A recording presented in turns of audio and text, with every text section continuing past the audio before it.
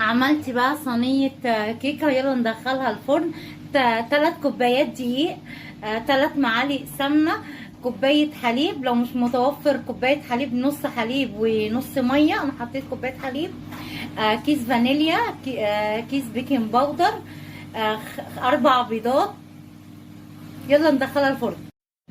انا طلعت صينية الكيكة، تعالوا بقى نحط الشوكة نشوفها استوت ولا لأ. بسم الله. بصوا الشوكة طالعة زي الفل اهي.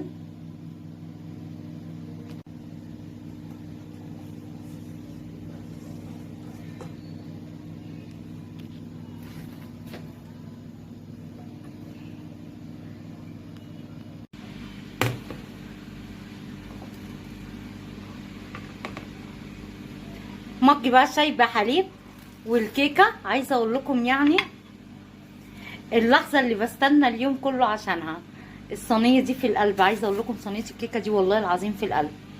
عايزه اقول لكم ريحتها جميله وطعمها حلو. بصوا، هشه هشه وجميله قوي. طعمها الله الله الله الله. مع مج الشاي بحليب بقى وننسى كل حاجه.